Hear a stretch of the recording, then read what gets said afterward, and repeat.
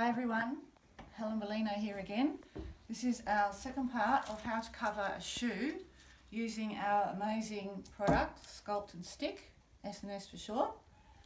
This is the third video so hopefully you've watched the first two. The first one shows you how to use Sculpt and Stick and to mix it and prepare.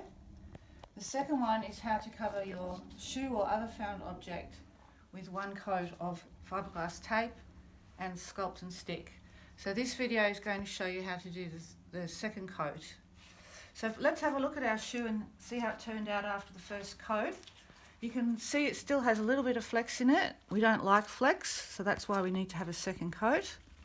You can also see on the heel there's a little bit of discoloration that's come through. Now that's probably something in the leather or a little bit of dirt in the leather that's created sort of maybe a little bit of discoloration. Hopefully the second coat will take that up and we won't have to worry about that anymore. Sometimes you might have to do a bit of a third coat if you do have anything like that.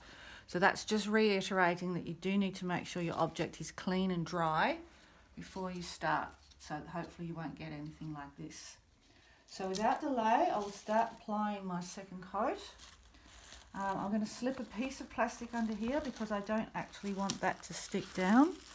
So I'll just put plastic under here because plastic doesn't stick to this mixture. As you can see, I already have this mixed up and I've let it sit for 5 minutes and then stir it again so it's ready to go. Now I'm going to start cutting little strips from my fiberglass roll. I don't like cutting them in advance because the sticky on this mesh is very light, so it doesn't last long, and I just like to cut a few at a time. So then you can start wherever you want. I like to tuck it over and do a bit of a double overlap there, and very similar to the first one. I've got a little spatula this time. You can just use an icy pole stick or a flat knife or any flat blade tool. So I'm just scraping that in like that. And I might just leave that sticking out for the moment and tuck that in a bit later once this is drier. And keep cutting a few more strips, trying not to lose the end because it's very tricky to find. And once again, just overlapping. Trying to place them in a position where when you roll it over, it will sit nice and flat. So you can see if I put it there, that's going to leave a little bit of a line sticking up. We don't want that. We want to be able to smooth them down nice and flat. So when you put the stick and Sculpt and Stick on down and scrape it in,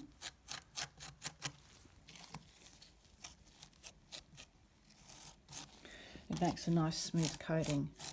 You can see I'm putting it on a little bit thicker this time than that first coat because we want this to be a nice smooth finish. So once you've pressed the mesh down, you can just leave a little bit on top like that. You can use your gloved hand, not bare fingers, because it is cement based. Cement's not good on your bare hands, it's quite harsh. So smooth it down like that. After a little while, that will form a skin. So when you touch it, it won't come up like it is at the moment.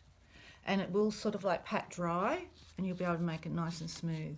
So if you wait 20 minutes, you can actually pat it and it will smooth off really nicely.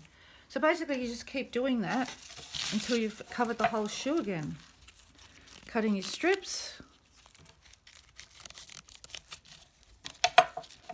laying them in an overlapping fashion with the adhesive down, tucking them in where you need to.